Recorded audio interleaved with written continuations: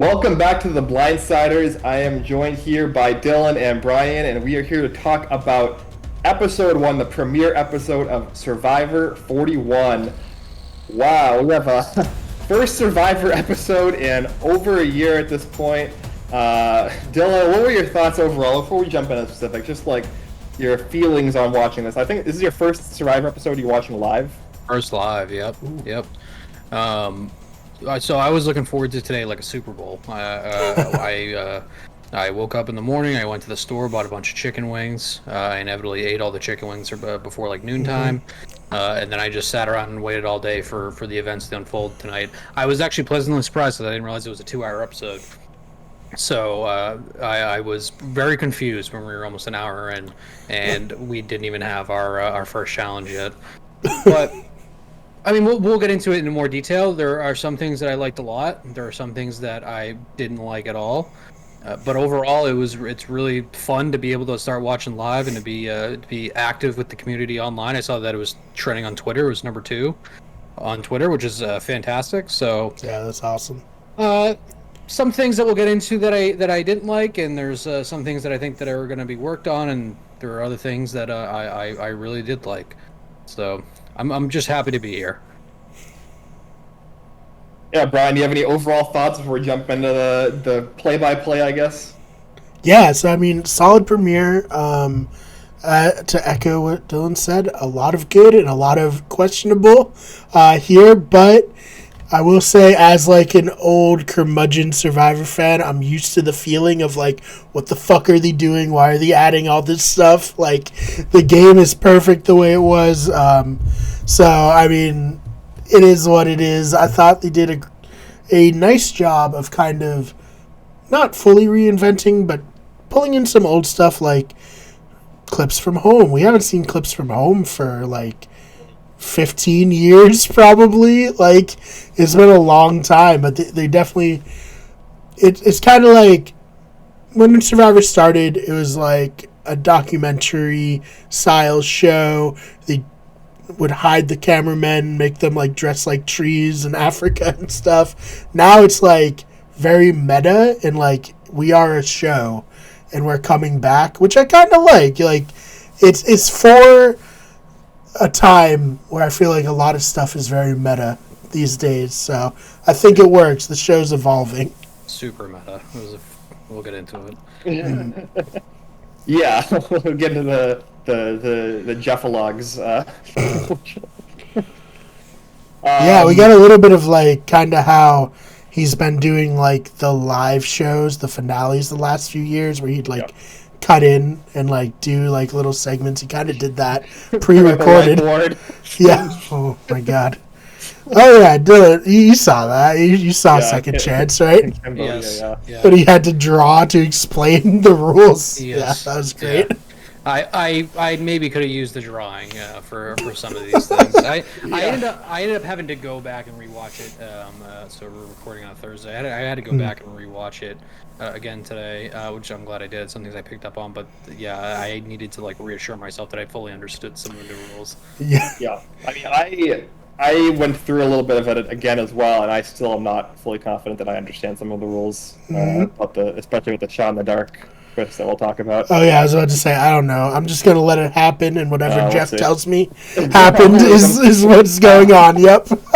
But yeah, I basically agree. I think there were a lot of good things to take away from the episode. The editing, cinematography, storytelling, I think, was overall very good.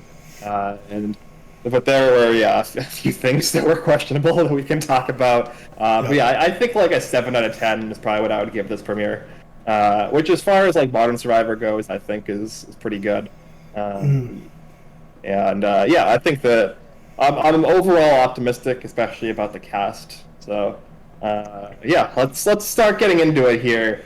I gotta ask though, the big question on everyone's mind: how are we feeling about the pastel buffs this season? Kind of very Eastery, very festive and fun. Yeah, we have like arm sleeves, like JD, who apparently is not named Jairus or Jairus. It's just JD now. He has like the arm sleeve. Yeah, it was very stylish. Very, I agree. It's almost like they planned to originally air this in the spring, right around Right. Jesus' birthday. No, it's resurrection, right? The Bigger Christians are coming at us. comeback, Jesus or Survivor. Who Was knows? that Who's to say? a deep cut for cheaper by the dozen? If it was, totally unintentional. But let's just go with it, so I seem smarter. Oh man, I liked them. It's very very very 2021. I guess like pastels are kind of in, right? Like That's what Jenny told me, and I was like, yeah, definitely, absolutely. yeah, like pastel fanny packs and stuff like that, right? Like yeah, that's in right now, right? It's a lot of like very like fashion forward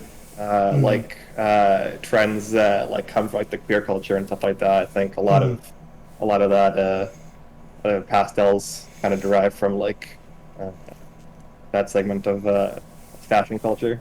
Let's say I'm nervous. I didn't pay enough attention to the colors of the tribes. Okay, well, one day on this show, I'll bust out my to- buff collection. You'll Yeah. see why I've gotta already get ordered all my- 3 of the new my ones. closet. Yeah, I've Yeah, already ordered the 3 new ones, so I'm all set, They were ready to fine. go. Yeah. I thought they were fine. I don't know.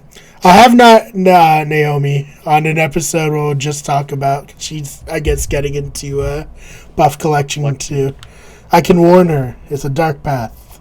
It's not It's not one you want to tread. huge money sink. Mm-hmm. For basically just say you For nothing. Yeah. Yeah. All right, let's get into it. Sorry, I All right, derailed. and that's our thoughts on the episode. We'll be back next week for episode Yep. 2. Dude, a 10-minute conversation on buff fashion. I had to pay homage to Zach and my previously on Survivor, where we do a whole segment on what buff we were wearing that day. Yeah. Almost wore one, but I was like, I'm almost 30. I can't fucking do that. Yeah. I have a big announcement. I got rid of the fart sounding chair. I got a new one. Oh, good. Yeah. Nice. Fridge is still here, but But it's all dark now, so you don't have to see it. Yeah, you have to have the live with the shame. I shut all the lights off in the house. Comment section was coming after me. Maybe. I don't know.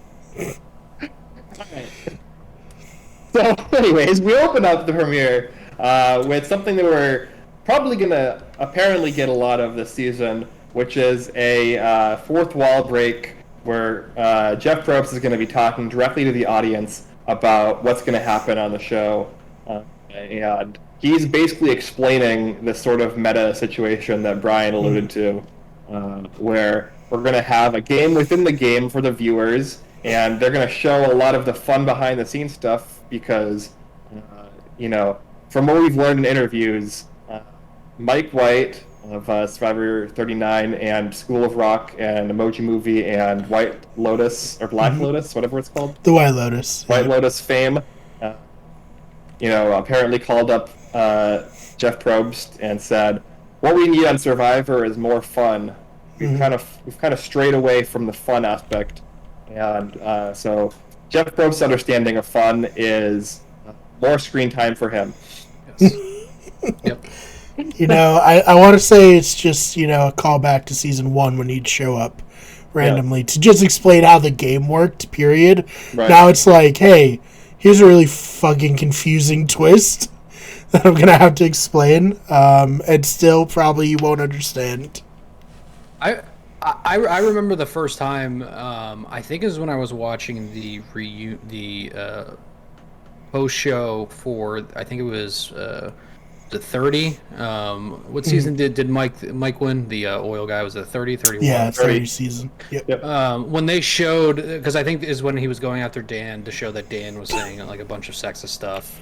And it was like something that like wasn't even like that horrible. But it was when he called Rodney's mother a whore, something like that. Yes. That was the first time I've ever seen, at least because obviously I'm getting caught up in the season. That was the first time I had seen all the cameramen around them.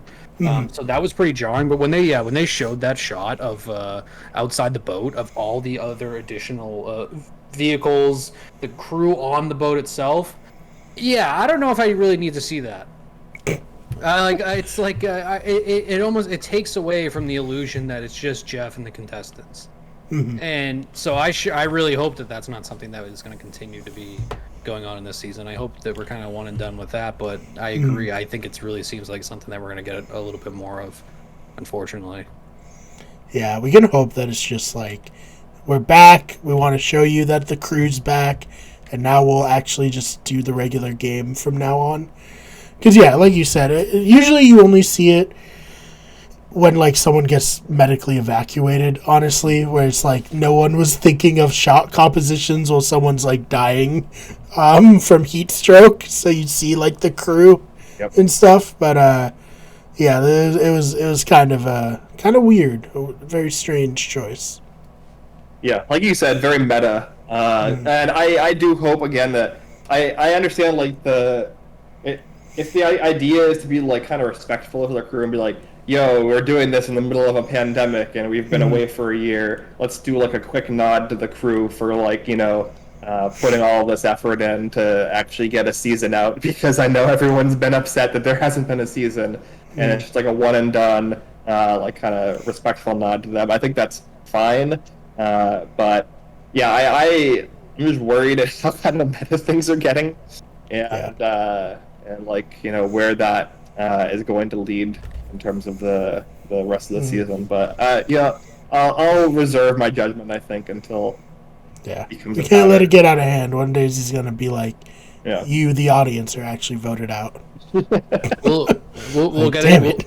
We'll get into it a little bit later too, but I'm also a little concerned of players themselves being a little too meta, and I'm a little worried about the whole super fan thing being an issue with a lot of these contestants now claiming to be super fans. We'll get into it. Yeah, they need to. They used to really bully the super fans. I think we need to get back to it. Like, we can't be having everyone being a super fan all the time and being self-referential. I think, like you said, Max on Worlds Apart, he got very bullied for being a super fan by the show itself. I think almost every contestant, maybe not every, but most of the contestants that they talked to when they were asking what they were doing between when they were chosen for the play Survivor and when they actually were able to start playing, I think like more than half of them said that they were just binging Survivor, just watching it and studying it. Like JD was saying that he was out just making fire with Flint in his yard for a year. Like, sick. Okay, so it's basically like this is like the Pro Bowl of newbies. Of new Survivor contestants. They were doing the combine all season. This is like their actual game. Yeah, this is the combine for whenever they get to come back for like a second chance or all-star season. Oh, man. Yeah, because usually it would be like just the freaks like Ben and I who are binging Survivor 24/7, regardless of the state of the world, and making fires. And usually they'd only cast like one or two of us. Now they get a whole season. It's giving me hope that because I've watched Survivor pretty much every day since like May, that I should go out to my yard, get a thing of Flint if I can go pick that up at like Lowe's, and just I'll be on Survivor in like 2 years. Yeah, it's really easy to start a fire with Flint. They always like really like dramatically like play it up. It's a very simple thing to do. Yeah, once you've learned how to do it, it's not. But yeah, I mean, the show on the whole has kind of gotten more and more meta over the years, and I think in the last like 5 or so years, the show has like really amped up the like leaning into like these people love Survivor so much. Isn't Survivor like the greatest show on television? And I think that this episode, this is a little bit of a kind of dirty word to use maybe, but I think that this episode overall was kind of very masturbatory. Oh my god! Right. Yeah, dude. Of like trying to like hype up like, oh yeah, we're Survivor, we're back, everyone loves Survivor, the contestants love Survivor, isn't Survivor the best, aren't we doing everything so perfectly, we've like rebirthed Survivor, we're born from the ashes like a phoenix. So I'm hoping that kind of dies down as the season goes on, but for this one episode, it was, for me, a little bit much. Yeah, agreed. Speaking of which, do we want to get the elephant of the episode out of the way here too? It'll be the Yeah, come on well- in guys versus come on in. Is that the other thing? Just how stupid this all is. It is brought up as the contestants are brought up onto the boat. We get our classic shots of them on the boats, like kind of sizing each other up, looking at each other.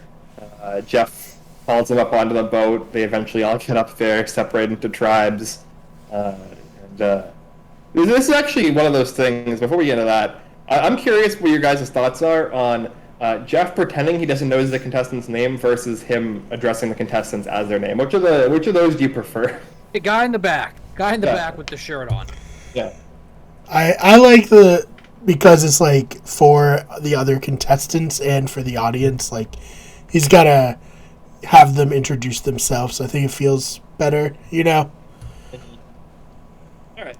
rather than him just knowing everything, which he does, obviously. Jeff knows when not to get too meta. He starts calling out names, then we're saying this is the most meta show on earth. Right. Yeah, I don't mind it. It's funny because it always starts that way, and that's what he always says. Girl in the back, guy in front with the shirt on. Yeah. I think it's You with the face. It's, Yeah. It's one of the things because he also it gives a sense of normalcy to the episode that has a lot of changes too. Because I noticed too that he didn't do his typical 26 days, 18 contestants, one survivor thing, which threw me off. I've been walking off kilter all day because he didn't say that. It's probably because he has 39 days, 18 people, one survivor trademarked, and he can't make money off 26 days. Either that or they did 20 cuts of him trying to say the new numbers and they weren't able to do it, so they said, we're not doing this. I can No, see it is that, weird. Yeah. Maybe he just didn't want to draw attention to it because the 39 days is very iconic for Survivor. So there's still a lot of people not happy about it apparently online. It's like they couldn't do anything. Like this is if you want to survive it, you gotta live with it. All right. Yeah. I mean, look, the 39 days thing, and then the come on in guys, which is what we're about to talk about here. As far as changes they can make to Survivor, they're pretty inoffensive to me for the most part. Them adding 4,000 advantages that I need a fucking PhD to understand, definitely way more offensive to me in terms of changes they're making to Survivor than these kind of minor changes. So let's get into that, and then also if anybody has an advantage or an idol they'd like to play, that sounded clunky as hell. Yeah, I mean I at least understand that because there are advantages that happen after the votes are read that people have had to be oh, I have an advantage, and it's kind of awkward as well. So I didn't mind that as much, even though it's so clunky. But all right, let's stop putting this off here. Let's get this out of the way before we can actually talk about the important things in the episode. Jeff addresses the contestants. He's like, we're going to this season is going to be about change, and it's going to be about conversation, and we're going to be having conversations, making changes.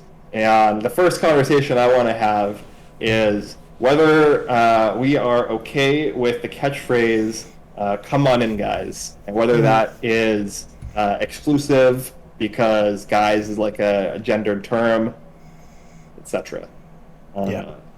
I thought it was a very awkward way to bring this up. Personally, I don't know about you folks, you fellas. I mean, it was weird, only because if he had just said not mentioned it and it just started saying "come on in," nothing else. Come on in, I Survivors. don't think anyone. Yeah, come on in, Survivors. I don't think anyone would have cared, but the fact that he kind of made it a point to pat himself on the back a little bit and then also use it to try to bait drama between the contestants is weird. You see him doing similar things oh, you guys elected a tribe leader and the tribe leader made the decision. Did anyone disagree with the decision? Try to bait people that way. So it's kind of weird that he decided to use this as a bait drama type thing. Yeah, the most uncomfortable thing for me, I think, was he immediately turned to oh, let's ask the queer coded femme NB girl Mm-hmm. whether this is okay. Because like you're like the person who would have a problem with this, right? Put them right on the spot. Yeah, it's like it's kind of a little, yeah. I don't know. I didn't love that. No. The- What about you, Dylan? Yeah. What about you, Dylan? Nobody in their right mind actually cares that. Yeah. So, to your point, Brian, if he would have said it, I never would have noticed. I think maybe if he said "come on in, survivors," I would have noticed. That just sounds weird. But if he would have just said "come on in," I wouldn't have noticed. Yeah. So yeah, the whole thing, to go back to Ben's word, masturbatory. This whole thing was Jeff, who I actually didn't realize I was reading an article before. This just has full control over production now. He took over full control at some point. This whole thing was Jeff just patting himself on the back. I thought I texted Brian immediately after. I'm like, what is going on right now? It's like just the whole way it was presented was just so weird. And yeah, when he called on Evie, it was so obvious. And the fact that I think it threw him off so much that she said no. What if nobody ever brought it up again? Was he just gonna keep doing it? Yeah, I think so. If you're gonna do it, just get rid of it. Nobody would care. People from all facets of like the crazies on the right, the crazies on the left, the people that are people in the middle. It's like everybody is like, just the way it was done was so stupid. It's like I haven't seen anybody say, you know what, I think that was handled really well. Props to Jeff. Nobody has said that online. It was not handled well at all. And then even worse, after he called on Evie, she said, "I don't care." When we come back 3 days later, when he forced Ricard, who is now going to be the bad guy for the internet crazies, to say, "Oh, Ricard has turned this into such a liberal show. This is so stupid." Well, it's not even his fault. For all we know, they probably just said, "Hey, so someone has to say that they care about this." So Jeff stopped saying it, and Ricard was the only other like LGBTQ one that was going to say something. So it's like, well, Evie said no, so it's got to be you now. Right. It sucks. He could have just did it. Nobody would have noticed. I wouldn't have noticed.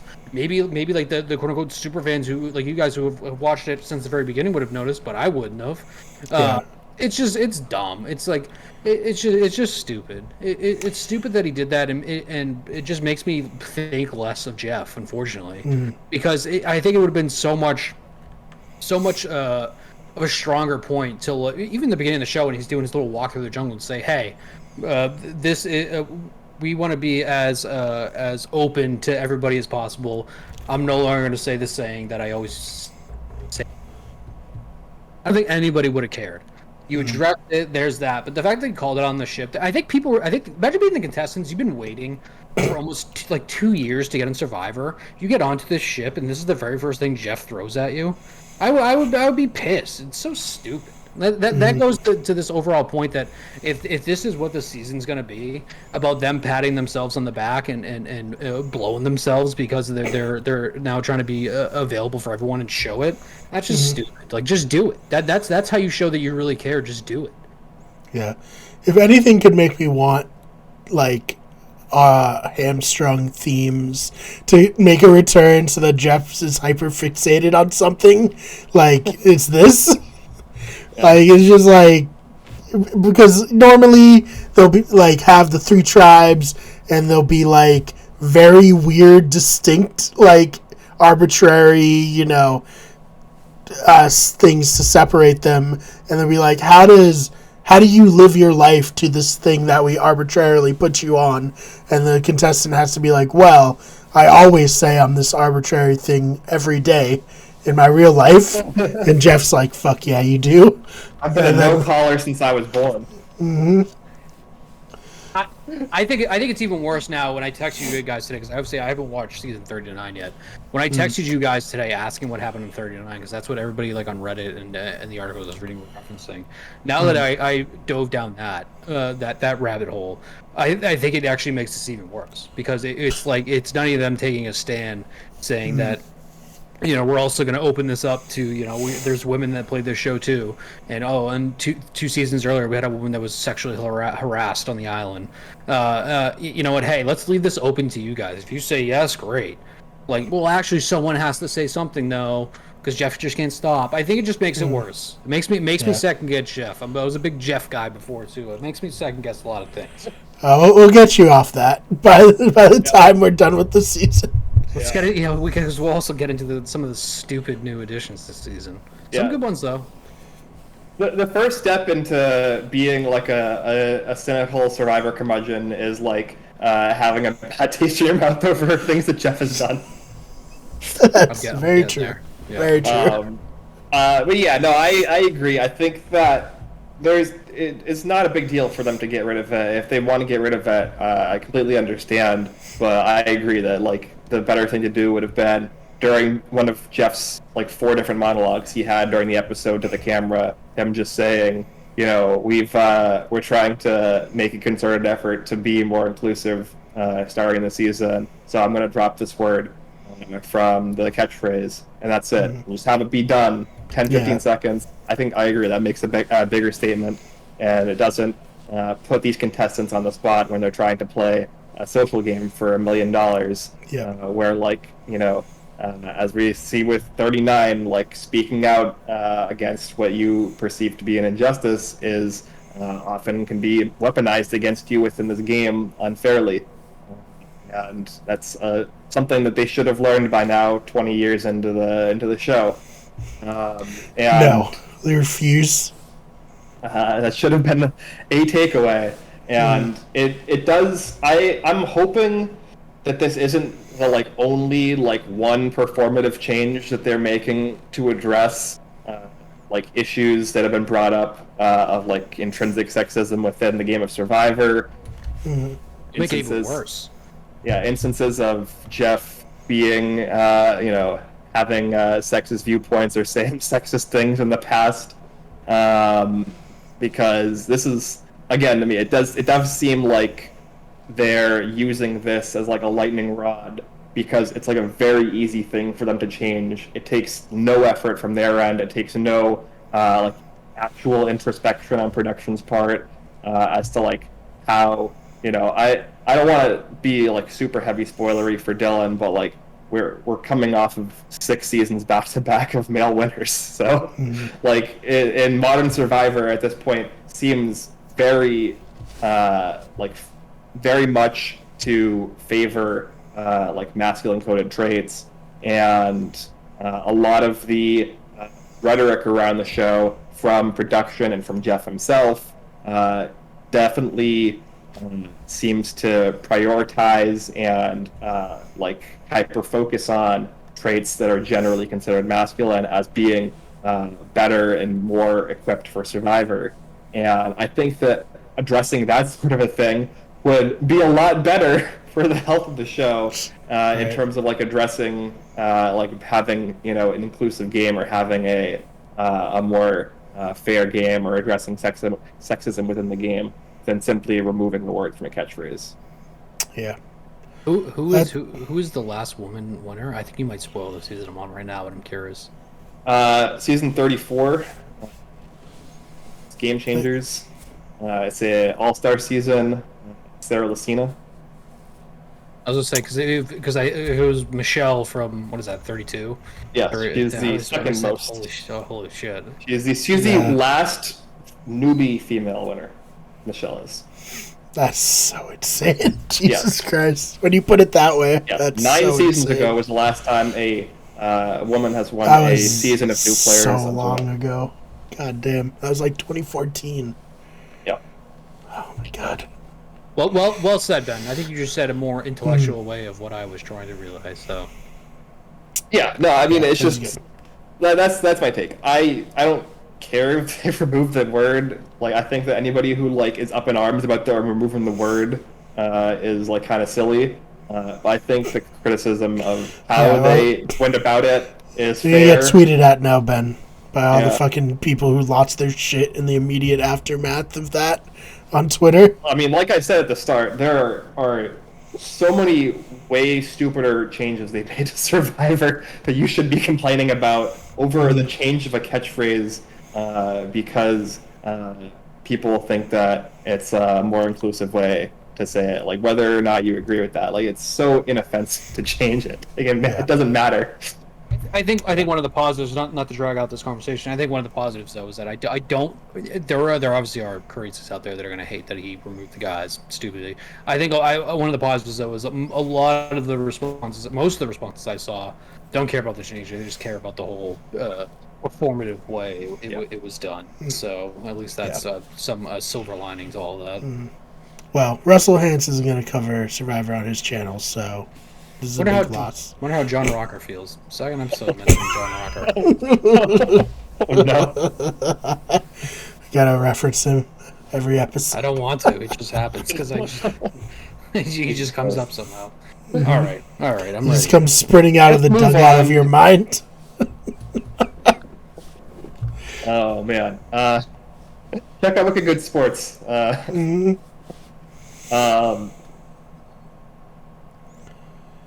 Oh man!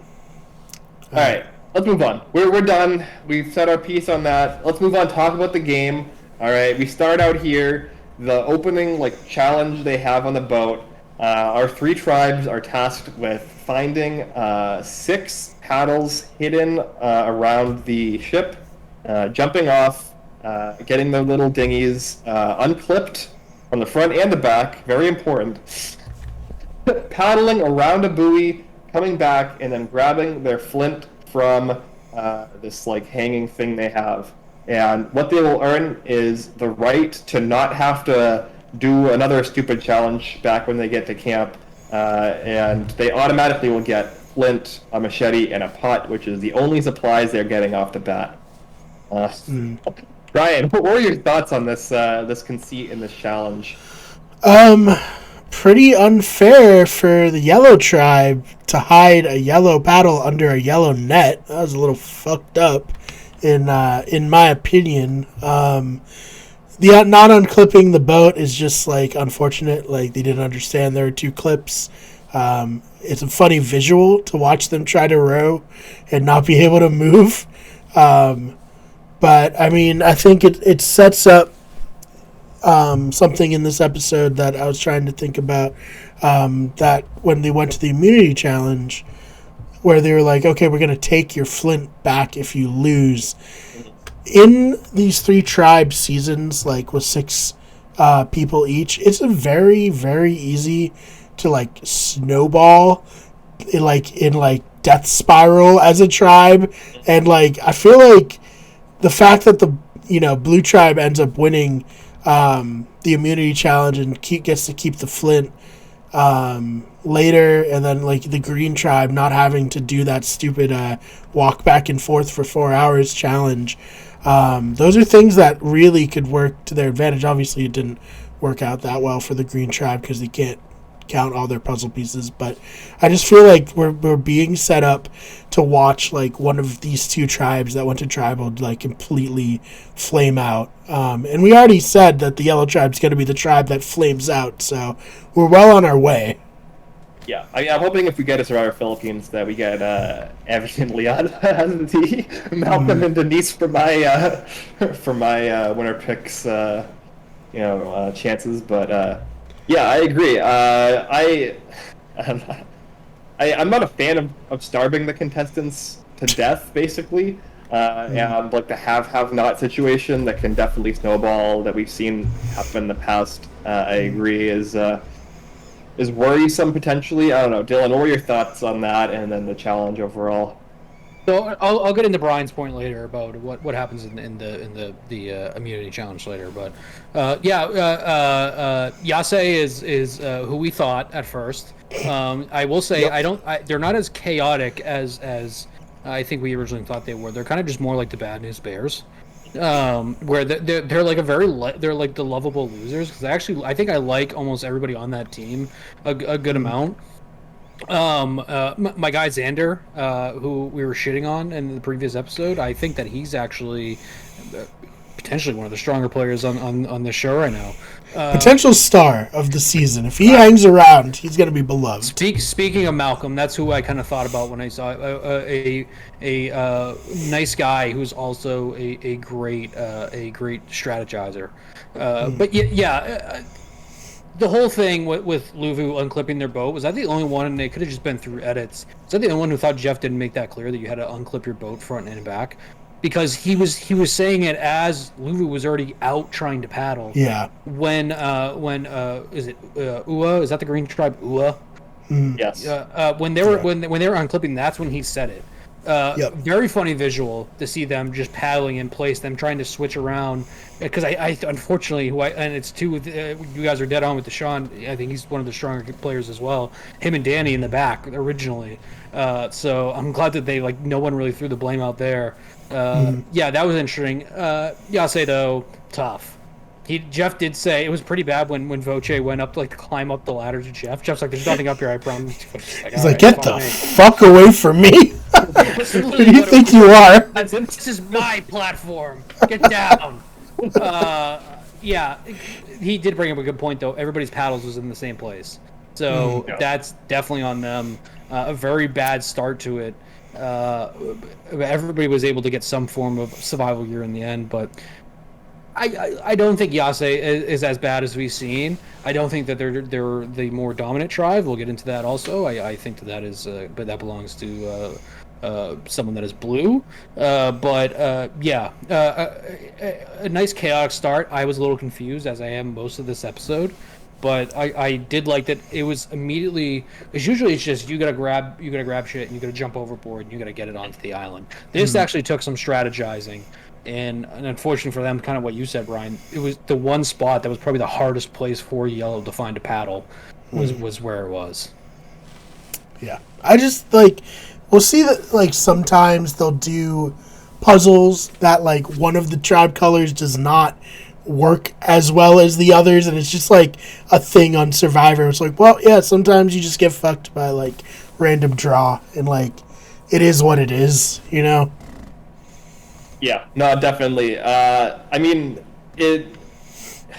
I agree that I assume that they probably got a better explanation of how the challenge worked than we did, because usually when they do these things, they're given a chance to strategize, ask questions, clarify, given a more in-depth, not for TV explanation of the challenge.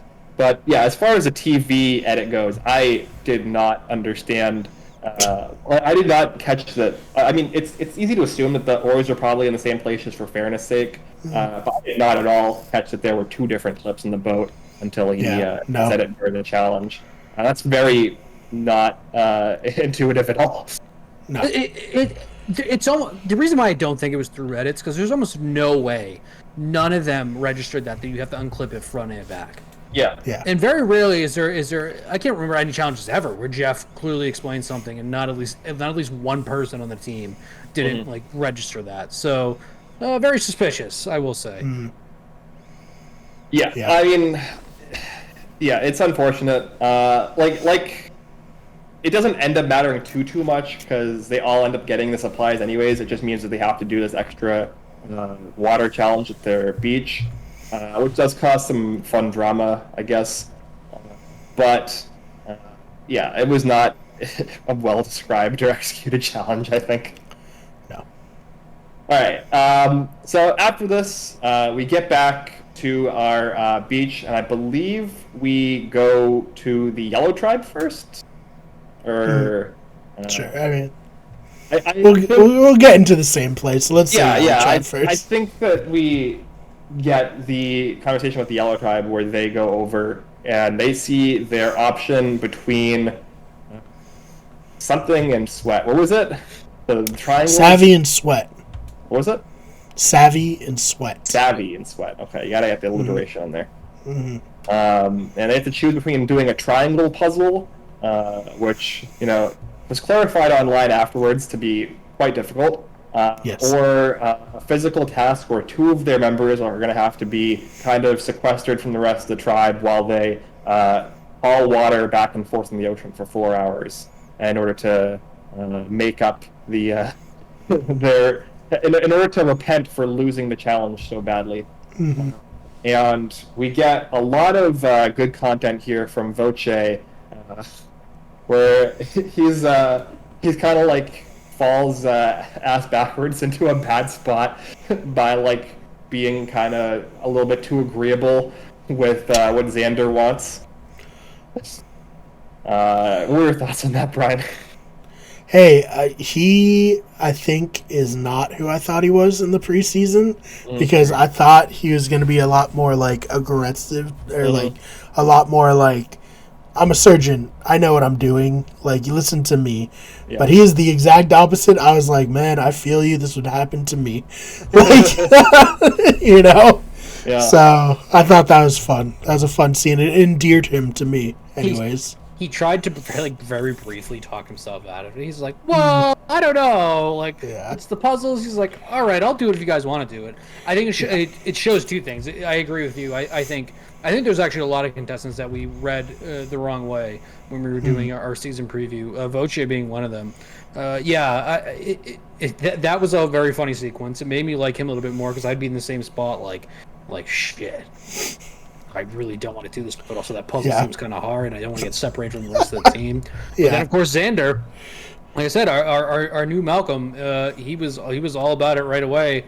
When that puzzle, we were talking about that on the Discord before, when we said, what was it, like 40 something triangles?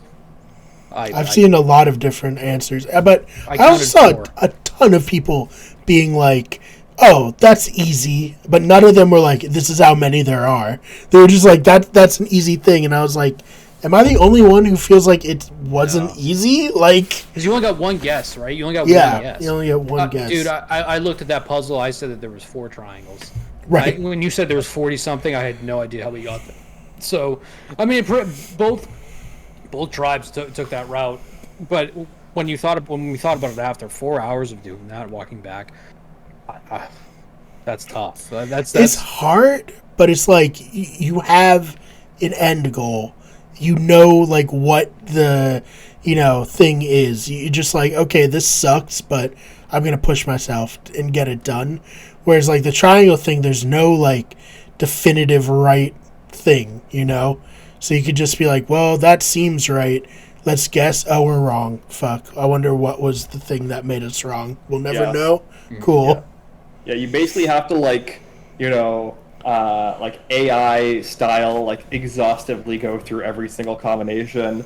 And when you're like already like on a beach in a Survivor stressful situation, like there's no way anybody was going to get that puzzle correct, in my opinion. And then there would have been arguments. I was gonna say, I think it would have caused more issues within the tribe. Right. Yeah. For my money, the walking was just like the clear answer of like you have an end goal, so just do it and just like push yourself. And obviously, like both tribes were able to do it. It didn't seem like they seemed tired, but they didn't seem like we just hiked 20 miles on the beach tired. Yeah, they didn't seem Guatemala episode 1 hike tired. Yeah, exactly. Where people were borderline dying. Yeah. No one's eyes were rolling into the back of their heads during it.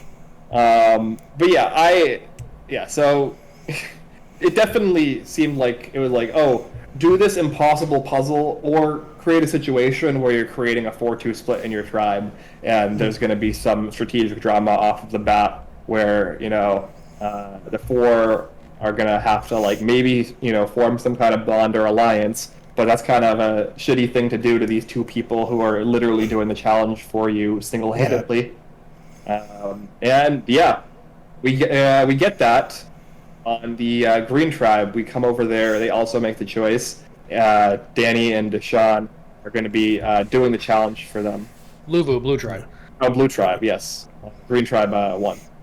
I'm sorry, And probably like the most interesting part of this is like, halfway through, they're just like, want to like look for idols? Yep. Like, first of all, why would they be immediately on the beach like that? But second of all, like, what are you thinking? Like, other people can see you, and that's what happened. Yeah, a lot of bad gameplay. A lot just overall this episode. A lot of people were playing for the number of super fans on this season. A lot of people were playing not well. I also was like, this is not a good call at all. to openly look for an idol and to openly strategize, especially when before they had started the challenge, there was basically like kind of a strategic ceasefire that was called between the tribe, like, hey, we're not gonna, all four go back to the beach and do what would be the obvious thing, which is like make a four and conspire against you, because again, that would be kind of a shitty thing to do. And it definitely seemed like kind of a breach of trust there for them to go and look for the idol. No doubt. At the same time, though, Nasir, who when we were introduced to him, it was actually very sweet. He was smiling ear to ear when he was talking about how much he loves Survivor and how he learned English through Survivor and all that. Yeah, I 100% agree with you. I think very bad gameplay by Deshaun and Danny. Maybe one of the worst opportunities for you to go look for idols when you're literally the only two people out on the beach at the time. But to Nasir, I think that his was actually maybe even worse, even though he was telling the truth, which is Right. which is even worse. It comes back to bite him because he was telling the truth. Because was it Sydney that ended up telling Deshaun that he said that? He literally went from we're not going to strategize to he told them that they were looking for idols, which was he was the truth, maybe not the right thing to do at the time. Told him that, and then immediately went for Final Four, which I thought was both hilarious and ridiculous at the same time. Because notice how they didn't even try to cut in anybody thinking about it. He straight up offered Final Four, and nobody really jumped at it. Yeah. And I do not think, because now Deshaun, who I think we're all in agreement is one of the better players on this season, Nasir's now in his sights, and I think Nasir has only himself to blame for that, even though he was telling the truth. Very unfortunate, but you gotta know when to confront an issue and when not to, and I really don't think that was the time. And tough. And not only that, but you need to like have tact on how you throw people under the bus. Like there is a way for Nasir to come out on top and tell people. The way he did it in front of everyone all at once, probably not the way to do it. Yep. Yeah. Yeah, definitely. Especially also on day one, when you haven't really formed the social bonds with these people to like kind of understand where they're coming from and how they would react to that sort of an open accusation or an open like kind of aggression against another player. Like you don't know whether they have already had a conversation with you don't know if like Sydney or Erica or Heather have had conversations with Danny or Deshaun like before this. I guess they didn't really have a ton of opportunity to do so, but it definitely comes off like kind of snaky and like, oh, I'm going to use this mistake that these other people have made to try to position myself well, as opposed to like, oh, I'm just doing this for the good of the tribe and the good of us four. And yeah, we definitely see Sydney doing what I would consider to be the like kind of savvy thing, which is to kind of be like this rat in the middle, running that information back over to Danny and Deshaun, so that now they're going after each other, and the three women are kind of sitting in the middle, pretty. So, yeah, this won't be the first time though that we get a player kind of taking their game off of preemptively trying to throw somebody under the bus for no discernible reason.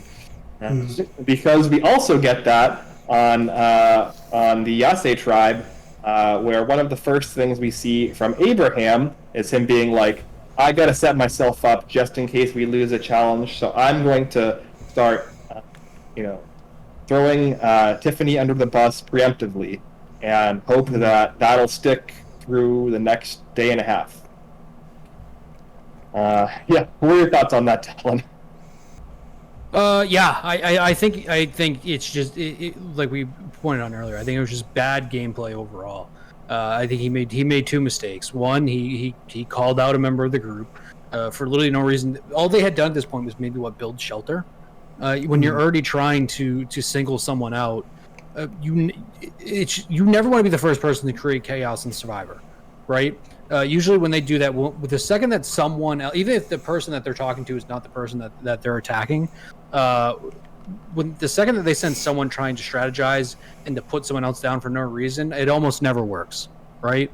So I think that was really poor. I think the other thing that Abraham had to consider is that I think he's the oldest one on the team on that tribe, and I think that automatically, unfortunately, probably usually puts a target on your back. Especially when you're on a tribe with Voce, who's pretty. I mean, you're on a tribe with in almost an entire tribe of pretty well athletic people, at least well enough people that are going to be able to pull their own weight.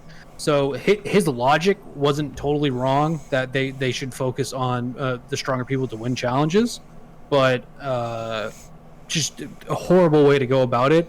And kind of what we touched on in our preview, the whole game has changed in the sense of what they're going to focus on, because now you apparently have, they didn't know this before, you apparently have two people going home every night until we get a merge of some sort.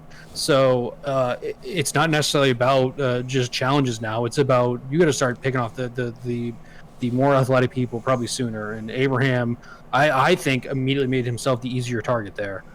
So just dumb gameplay. I think that I think the way he handled himself in Tribal down the road that we'll get to was bad. Poor gameplay. I think that he was probably rightfully should have been the first person to go, just based on how he played. Yeah, and I also feel like maybe not something we're getting a ton of in the show, but just like the way that it went, 5-1 against him. Tiffany must be like decently well liked to the point where like people are willing to be like, yeah, I'd rather keep her over Abraham. And that's a bad read. Like, you can't throw someone under the bus if people like them. Yeah. Yeah, I think just to even go a little bit further, especially in these opening days where you're just getting to know these people, it's way more important and way more useful to form positive connections with people on a one-to-one basis than to try to create some sort of bond over negatively putting somebody else down, right. just because like that just kind of creates a bad first impression of your character to a lot of people. Like, that's the sort of thing you can potentially do down the line once you've already formed a rapport and a relationship with other people that you've created trust with and that you can have these sort of conversations more openly with. But to do this right off the bat, basically like an hour into the game, with people who like barely even know your name is just a horrendous read as far as just like strategy and gameplay goes.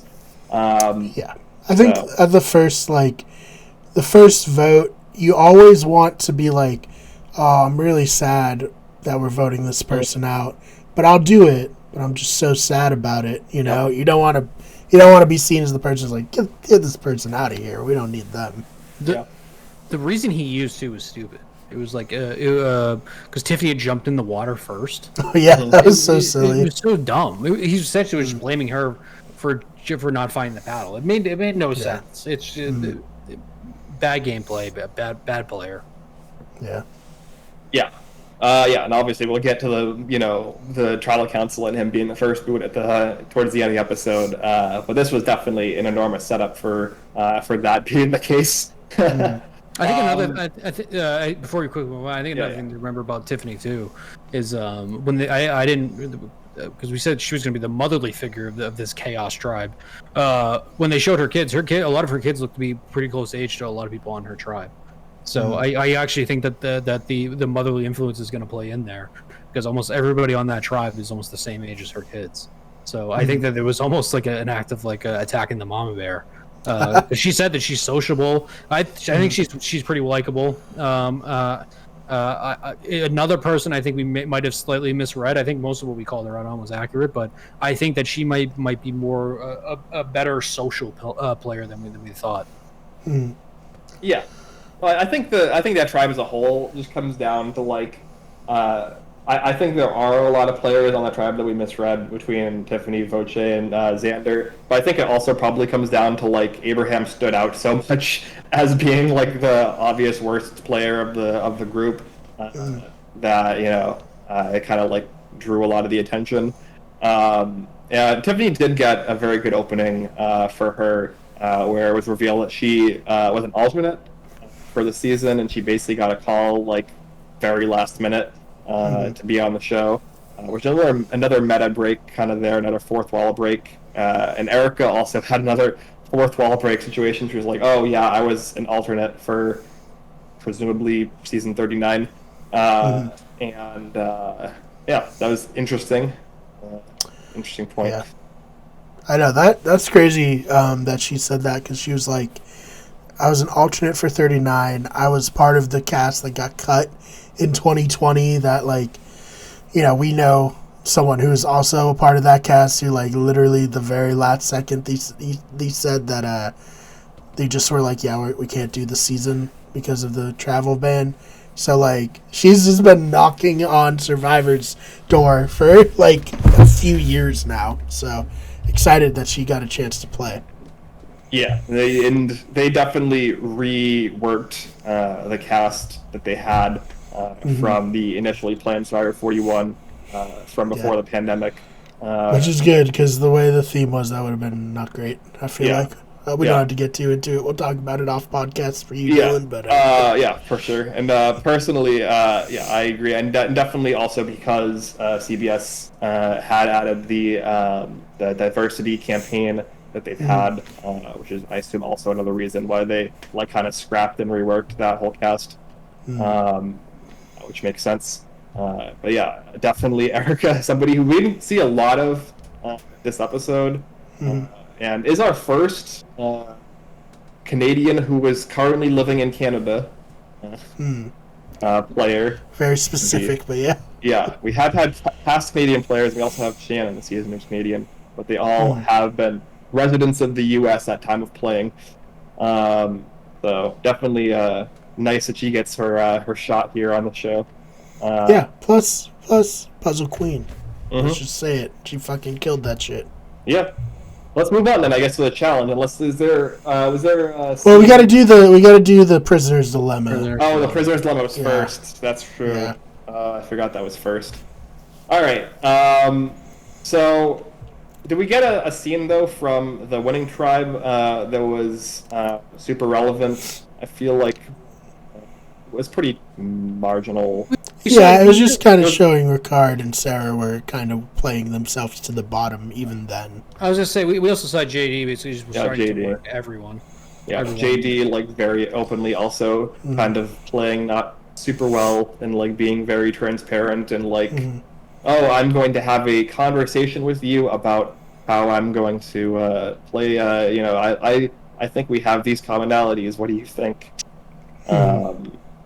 Yeah. At least Shan was there actually playing well, which is nice. Yeah. No, I love Shan. Shan is like one of my favorite players right now. I'm very excited to talk about her and her evil motif that she plays in her head when she's doing that evil. She wrote for herself, yeah. Yeah. Very, very, very fun potential like villain character that we have being set up. But yeah, I didn't. This is another instance of like somebody not really understanding how exactly to maneuver the early stages of Survivor with JD, where he kind of understands in theory, like on paper, how you're supposed to like go around and form social bonds and like have these one-on-one connections, but to do it like that, like kind of ham-fistedly and transparently, and I mentioned this, I think, to you guys, that he kind of has a voice that makes him sound like he's lying all of the time. I don't know if that's just kind of unfortunate. Like, he just has, I don't know what it is about the intonation of his voice. I think it might be like the kind of surfer dude intonation combined with just like his accent or like his like way of speaking. It just sounds like every sentence he says is a lie, even when he's telling the truth. So it just doesn't help with him coming off, coming off well and coming off genuinely to the other players. I don't know if you guys agree or disagree. Say something positive about JD, since he's my. He survived this episode. He's my person to win it. So my family. he's a big character. I don't see him going away anytime soon. Yeah. I think he's bought himself probably a few more episodes with that. Oh, yeah. We'll get into it. My family pool, I ended up drawing Sarah. I told Brian. So this was a very troublesome. Not great. In the last 10 Yeah. minutes, I had either Sarah or JD coming over. You were like, yes, Brad, vote Brad out. Yeah, man. as far as like hometown rooting interests as well, that's I guess it's just Evie for now. Just after Sarah's leave. I'll get into how disappointing the player Sarah was down the road later on. But yeah, no, JD is fun as a character. I'm curious what his storyline is going to be, because he had a lot of highs and a lot of lows this episode. I definitely don't think he's winning. I'm sorry, Dylan. But I think his upside is Jay from Millennials versus Gen X. yeah, Like a guy who doesn't really know how to play at the beginning of the game, and then gets, in like not great position later on, but becomes like a very rootable person. yeah. We'll see. I don't want to put any more stock into him. I funny enough, you say I think I can actually see him maybe becoming a potential villain of this season, because he's already begun scheming in the back end for himself. I think we very clearly have seen two different sides of JD. Chantel, Shannon, we've seen she laid out exactly what she was going to do. I think JD's even lying to himself sometimes when he's talking to the camera, but when he's doing his side interviews. We'll see. I agree. I don't like my chances this season. But hey, at least JD didn't not unclip a boat and then also just completely biff a sandbag. So Yeah. As far as challenges go, my winner pick not looking good. Yeah, I mean, my winner pick did not get a ton of screen time as well, even though she's, I think, in a decent spot strategically. So, at least your winner pick's a big character on the show, and he got a good during this hike they were about to talk about with the Prisoner's Dilemma. We get a good view of him and his backstory and his childhood, which is essentially his entire backstory, because he's essentially still a child. This is his up to the minute life, and he's Yeah. and then I came on to Survivor, and now we're here. Yeah, where he was bullied as a kid and was kind of an outcast, and had to kind of come into his own and kind of find his personality. that's why I also thought he was gonna get the axe, because of how much they were giving him almost a redemption story already. Yeah. Sarah, the person who does end up getting the axe, though, does also get a good little story about her grandmother who passed away from COVID. So at least she gets that in this episode. But yeah, what are your thoughts here? I guess we can get into this hike twist. The boat with a production member, I think, comes on to each of their beaches and hands them a little scroll that says, somebody's got to come on this boat and make a decision. It's a classic episode 1. One person gets singled out to make a potentially selfish decision situation. Yeah, we have Danny. It was Danny, right? Danny, Xander, and JD get selected. JD gets selected by a rock draw, and they all go on their boats.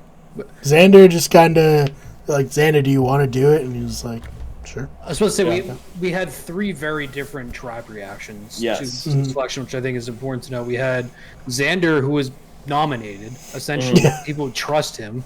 We had Danny, who Luvu, who nobody else wanted to do it because they knew the implications.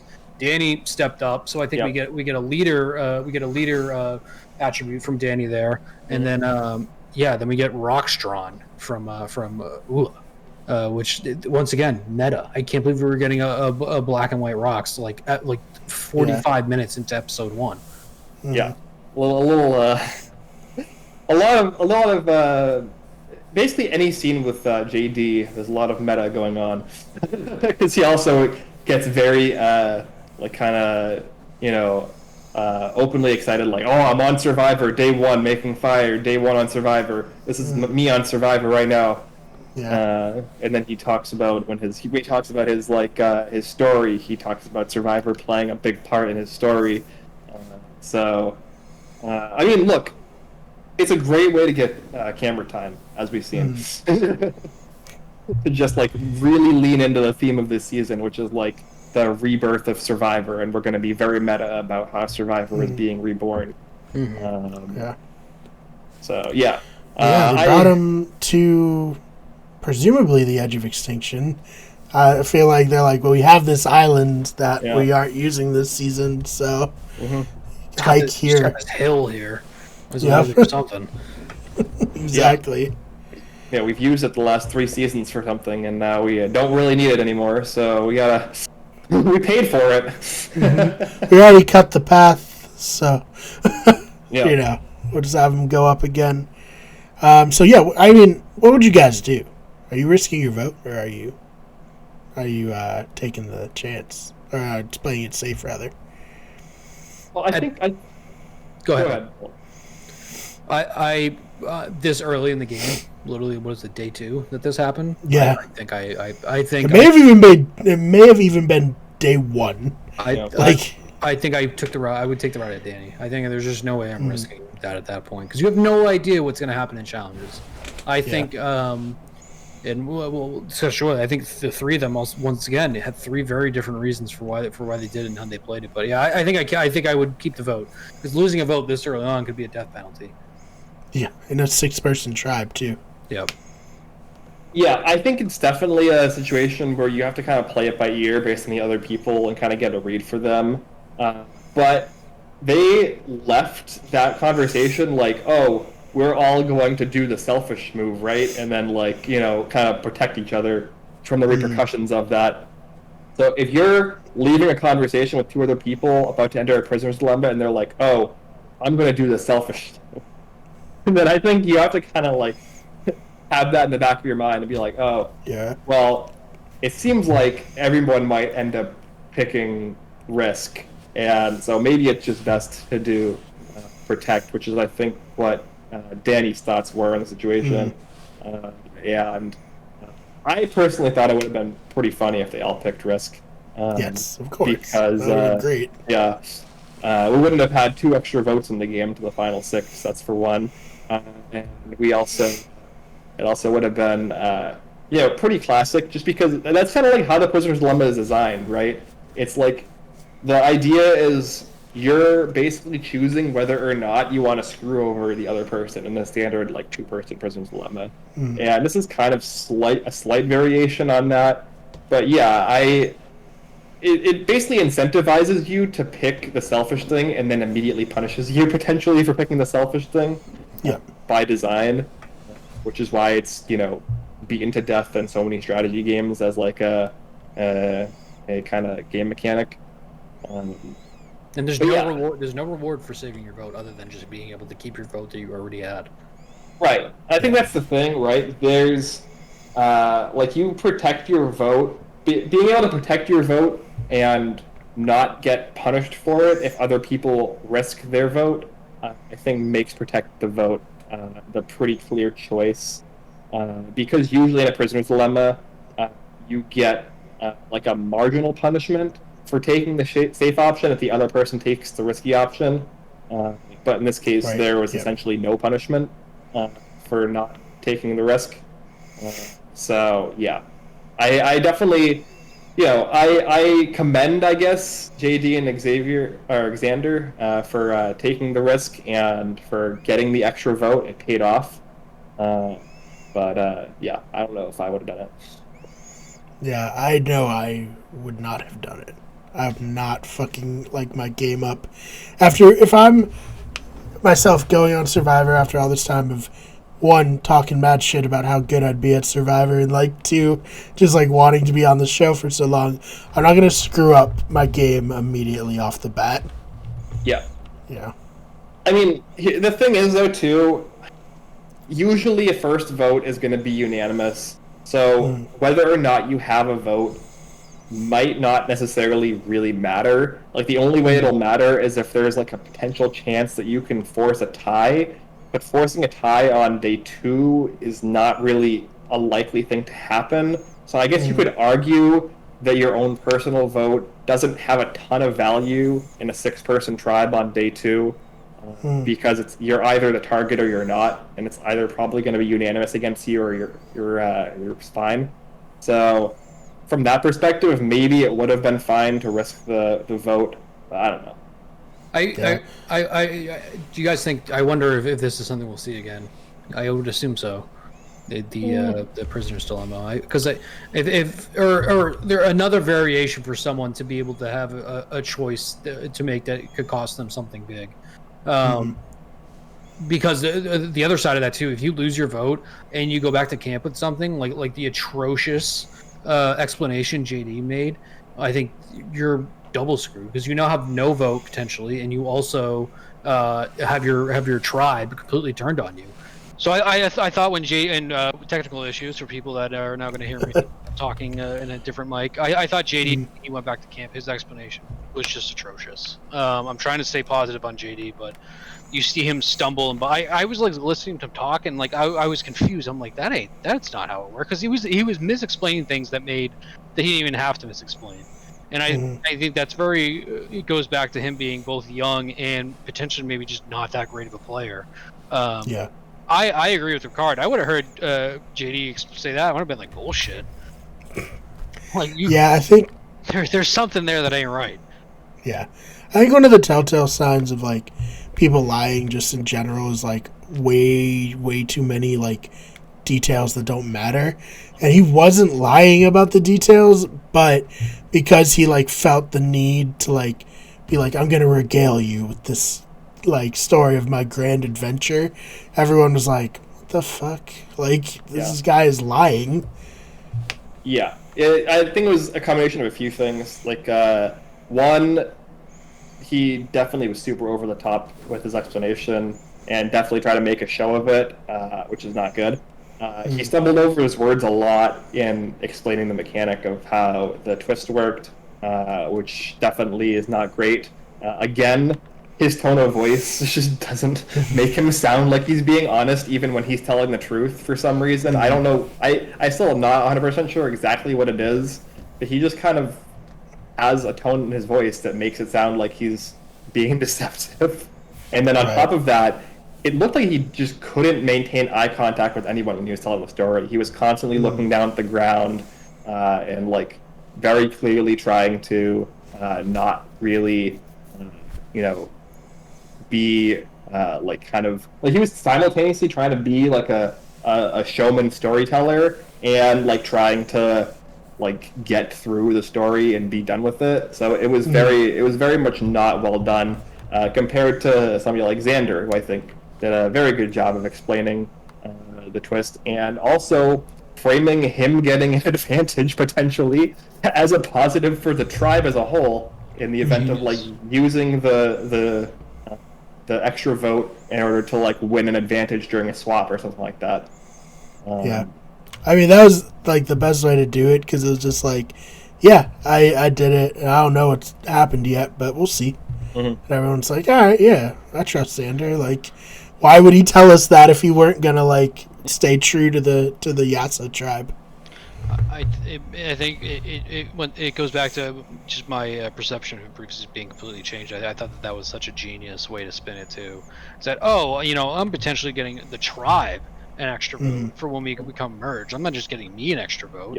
I thought that was so smart, and I think that goes back to potentially just how smart of a game he's going to play.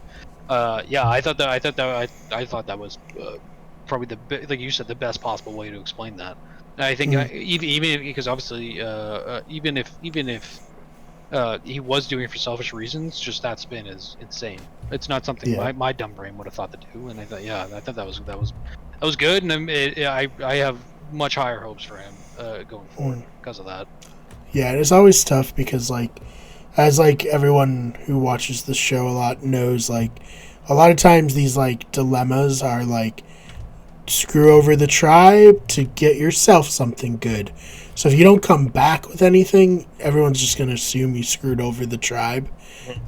So by him just being like, I didn't screw over the tribe. If anyone, I screwed over just myself, and maybe I got something good for the tribe. That was smart. Yeah, no, 100%. And we kind of see this, I think. Who was it who vocalized in the confessional? Like, if he didn't come back with rice, so I don't believe him. I think that he's got something, right? Right. Oh, shit. Uh, JD told him to search his bag. Yeah. yeah. Which is usually when your defense of like I didn't get something is strip search me. That has not worked out well for people in the past. It has not. You're very right. Especially as we know, they wouldn't even have gotten the advantage until Tribal Council anyways.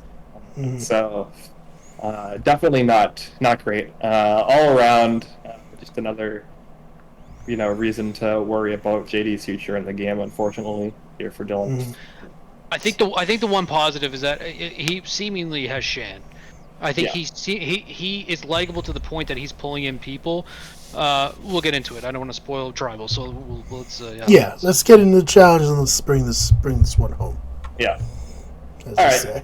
We have our first immunity challenge, where we have the moment that we referenced earlier, where Ricard steps forward and says that he would like Jeff to not use "come on in, guys."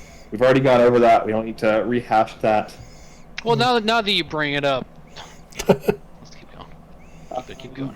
And Jeff drops then a number of bombs on the tribes. First, I believe, of which is this new shot in the dark twist. Where I'm going to try to explain it. I hope I explain it correctly.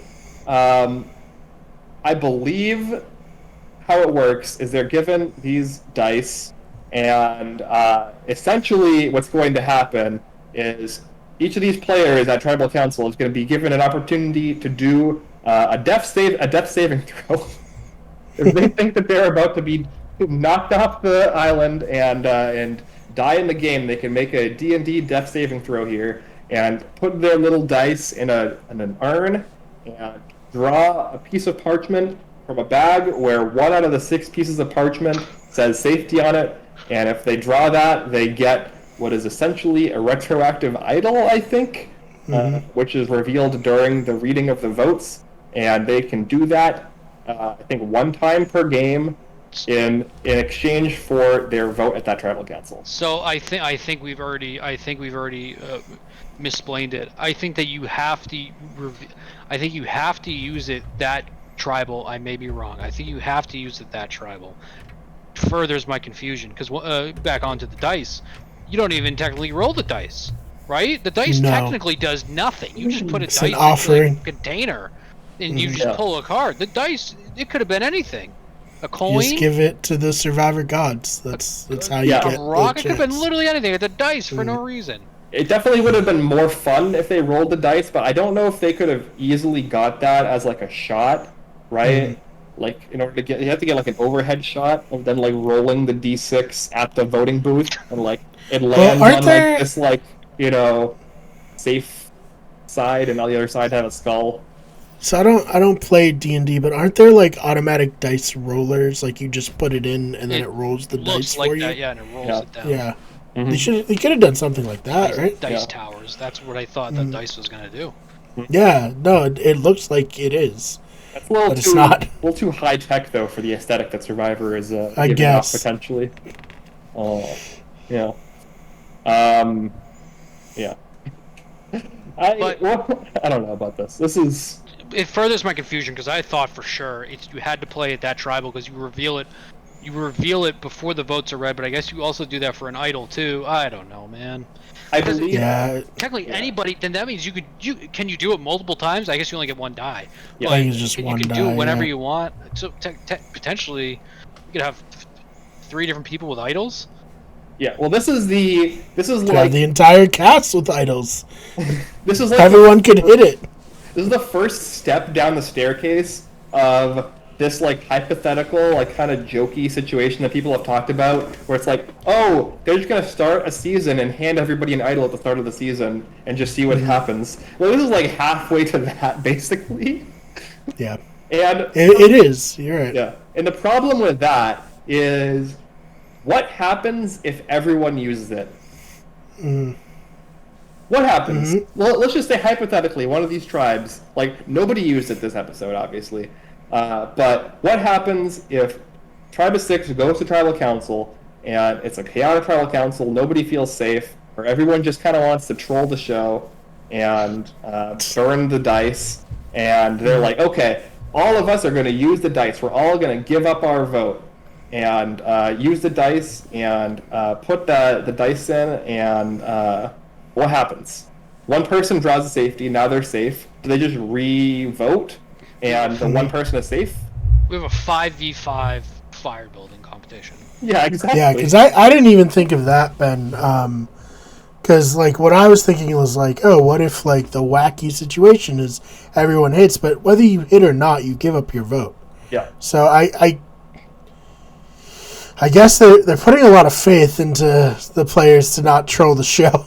Yeah. But there can only be 3 of them, right? Because I can't imagine there's like 6 safety cards in the bag. No, it's 1 out of 6, I think. I think there's 6 pieces of parchment in it, and one of them has safety on it. 16. Yeah, and then if someone draws the one with safety, they'll probably just put another piece of parchment in, shake the bag up for the next person. Oh, that would be great. A 5-staged rock draw, basically, to see who goes home. Because it's like, you think about, like, it's definitely not there's only 6 parchment for all 6 players, because then it like disproportionately benefits the first person to go up, right? Well, because if they pull it, then everyone else is drawing dead 100% no matter what. Like, not technically.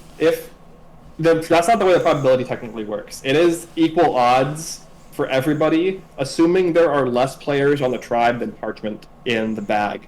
The place where it gets weird is if there's a swap or a merge, and this twist remains, and the bag will still contain only 6 parchment in it the entire time through. Therefore, at that point, if presumably the 6 people who go and vote up first all use their die and put the thing in and draw a piece of parchment, I didn't even consider that. and it's not replenished, then the 7th person who goes up to vote, they try to use their die, they reach in, and it's an empty bag. At that point, that becomes a huge disadvantage as to like the order that people vote. But I don't think that's how it works. I think it's 1 for 6 no matter what. So you think that the parchment is put back in?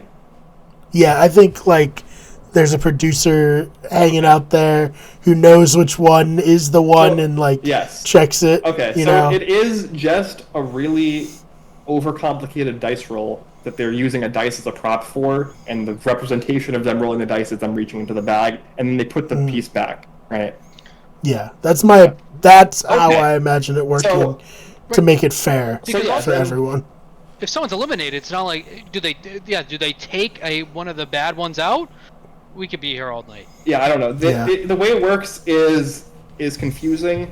There's also scenarios where, like, if it's a 5-1, if it's going to be a 5-1 vote, like in the situation, if for instance Abraham, as we'll see, instead of voting, if he had put his dice in and drawn safety, and it would have been a 5-0 vote, but those 5 votes would have been canceled, it would have been 0-0. Like, do they then just re-vote and Abraham has immunity? Like, how does this work? Like, there are so many... Yeah, I think Abraham would still not vote, but I think it'd be like, okay, you 5 need to re-vote. Abraham is safe. He's basically sitting out of this tribal council. Then do people have a chance to use their dice? No, I don't think so. Okay. I think it's like a revote with an idol. Like, if you don't play the idol at the first vote, you can't play the idol on the revote.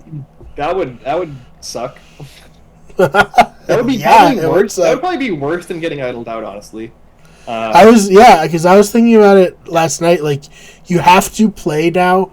Like, whoever you're voting for is gonna have an idol 100% of the time. Right. It lets you know that they already played their dice roll. Right.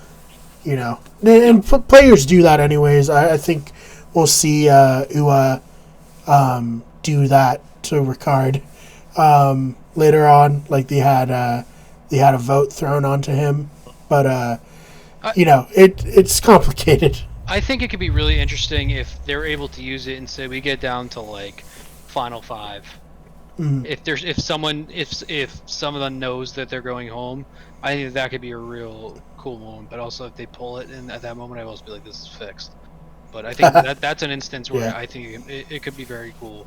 I'm sure it won't be complicated at all going forward, and everything else will make sense. So it's all good. Yeah, it'll work out very smoothly. We won't have another advantage getting. It'll be fine. Yeah. I mean, this at least will give Jeff a new opportunity to have a cutaway when something confusing and complicated happens, to have to explain what just happened to the audience. When like 3 idols are played, somebody played their dice, there's like a beware advantage, an extra vote. Somebody, got the safety without power advantage. Somebody decided that they were able to send a player to Exile Island last minute. With 14 different advantages all get played at once. We need the Jeff diagram confessional. Like, this is our nightmare, and that's Jeff's wet dream. Yeah. So that's the first new thing that Jeff mentions. He also is going to obviously say that he's going to take their Flint away if they lose. So fucked up. Which is, that's a little extra. As Brian mentioned earlier, could result in some mat singing, maybe. So historically, the one good thing about going to tribal is you leave with Flint. Yeah. So, like, what the fuck is this? Yeah. Kind of to what you were touching on earlier, Brian. Especially because I think the most athletic of all the tribes, ends up winning the challenge. This could be essentially a death sentence. Whoever, if one of these one of them has to lose next week. If they do two teams go to tribal again, if whoever loses again next week, that's very bad. We might just see a tribe wipe like within like 3 weeks. No, I agree. I mean, we most likely will get down to 2, right? That's how they tend to do it in this format, where it's like they won't let it get down to 1. That only happened one time in the history of Survivor, and that was more of just like, let's see if this will happen more than anything else. But I think there's a chance that one of the tribes gets down to 2 people on this season. Yeah, no, absolutely. I mean, there's a chance that they do a swap to 2 tribes, like maybe at 14, right? That'd probably be the place where it would make sense, or maybe like 15 if they have like somebody sent to an exile for a new advantage they want to give that person.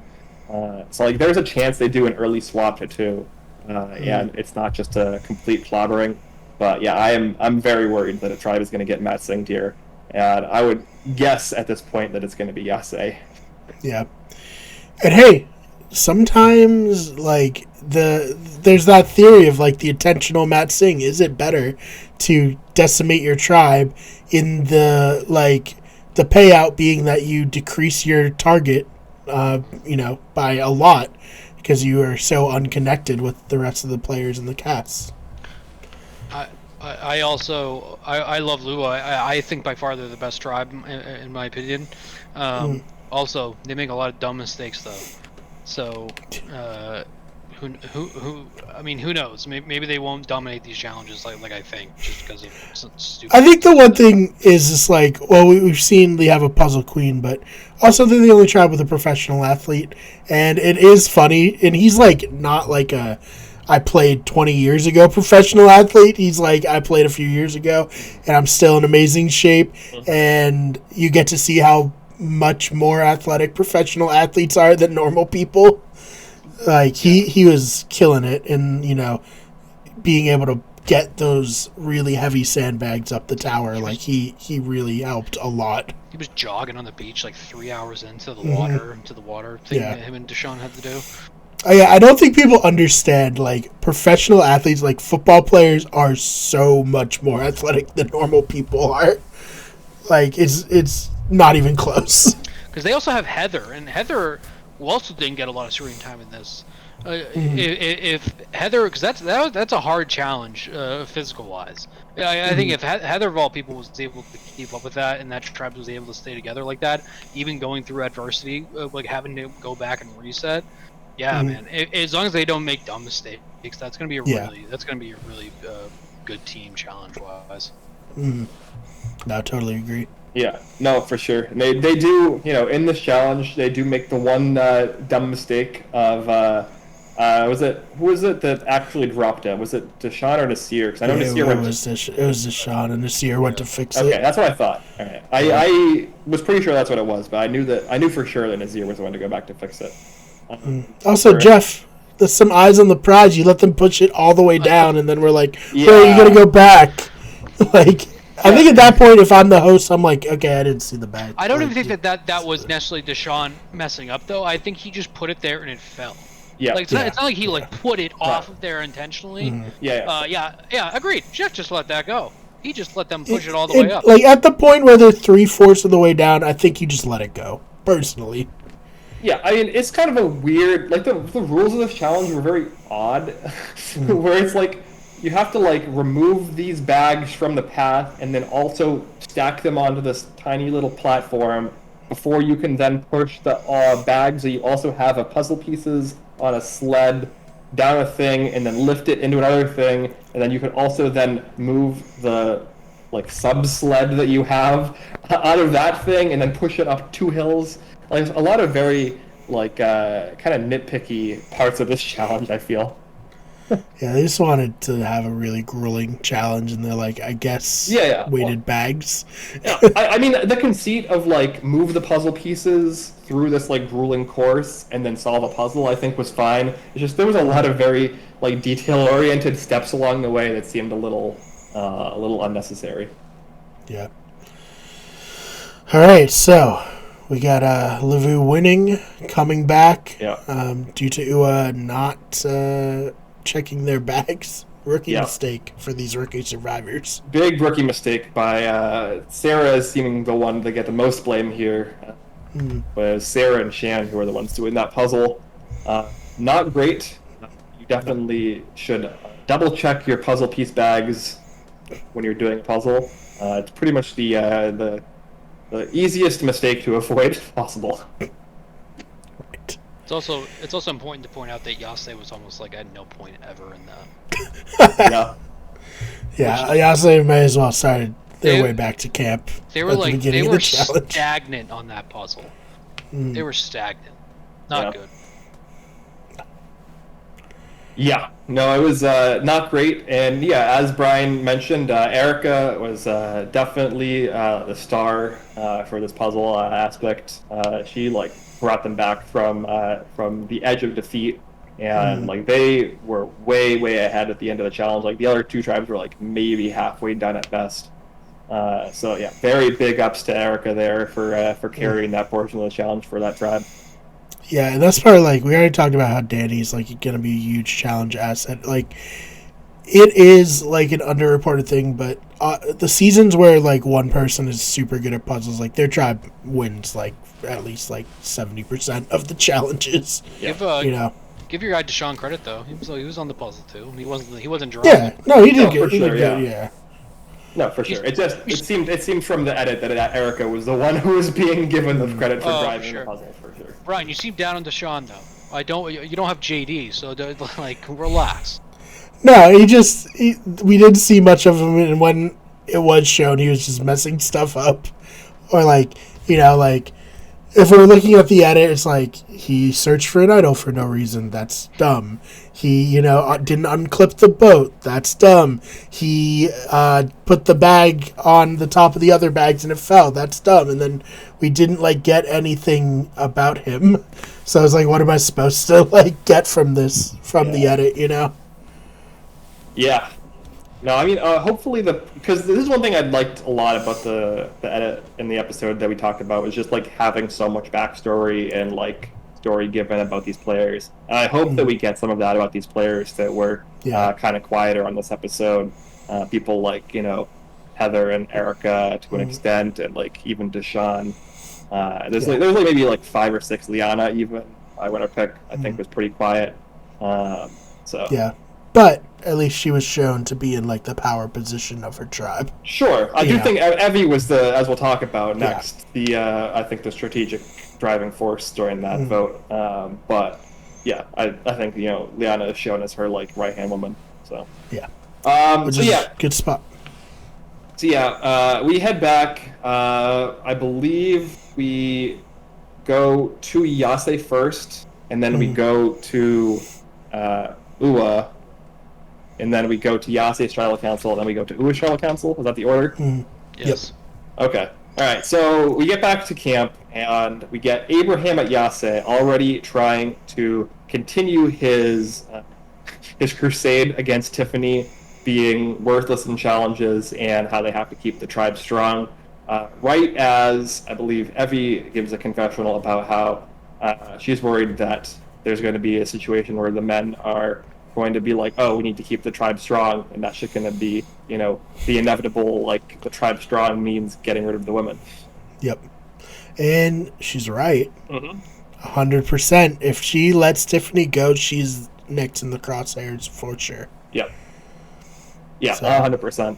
And I do think we get a little bit here a reference to what seems to be what Evie wants the power structure to be, which is like a pair situation where it's her and Liana, one pair, and then Xander and Voce as the other pair. And I definitely think very smart of her to keep in Tiffany, who is definitely seems she is close to, and if it comes down to a 3-2 split, would side with her and Liana, seemingly. So I definitely think there are times in early Survivor where you kind of just want to go with the flow and not put your foot down on things. But I think this is definitely a position where if you can make it happen, you should definitely put your foot down. No, because like I just said, she saw how it was going. Yeah. She was like, yep, I've watched a couple of seasons. I know what's about to happen to me if I don't get out ahead of this. And she did. So, huge kudos. Yeah. And it definitely seems like Evie and Voce are kind of the power, the power player on this like kind of two-headed giant situation going on the Yase tribe. What are your thoughts on that? I know we already went in a little bit on Abraham, so we don't have to go too hard before the tribal council, but on the camp scenes, Dylan. I agree with everything you just said, although I disagree. I actually think it's Xander. I think it's Xander and Evie. I think Xander. To 2 points, I think him and Voce really bonded over that the challenge, the two-man challenge they had to do at the beginning of the episode, as well as he's already proven almost just by looks that he's trustworthy. I think as long as he's as smart as a player as I'm now giving him credit for, I think that him and Evie are going to be the two people driving that tribe. Yeah, not much to touch on other than Abraham just playing dumb. That's all it is. It was almost very clear to me at that point that Abraham was going home without even having to go to tribal. You saw the writing on the wall right away when almost nobody was biting on Tiffany, at least not truthfully. Yeah. Yeah, I guess we can quickly go over that tribal council because it was pretty straightforward before we get to the other tribe and kind of give that as a more collective view because there's a lot more to talk about with that tribe in my opinion. But yeah, anything from that tribal council that really stood out? I think they're a unified tribe now that Abraham's gone. I think that's a tribe that even apparently they're not going to do too great in challenges, but they're at least unified. Because I now looking at who's remaining, unfortunately, I think Voce potentially is the odd man out of that. If they have to go to tribal again, so them winning a challenge next week is gonna be huge. Sort of like off kilter though. I also kind of just realized that the reward challenges are gonna be massive this year too with food. If they even have them, they might not have time with the 26-day season. Yeah, that's it. I think that now that's a unified tribe. They just have to perform in challenges. Yeah, I agree for the most part. As we said, I don't necessarily think that there's a great chance that they'll perform well in challenges just from what they've shown so far. So it'll be interesting to kind of track that going forward. Yeah. All right, now for the craziness, and also I'm just on for the record, JT ruined tribal councils, and I hate him every time I see someone stand up and fucking whisper to each other. I hate it. I hate this. So I think it should be a rule. You gotta just sit. I think tribal council should be an open forum.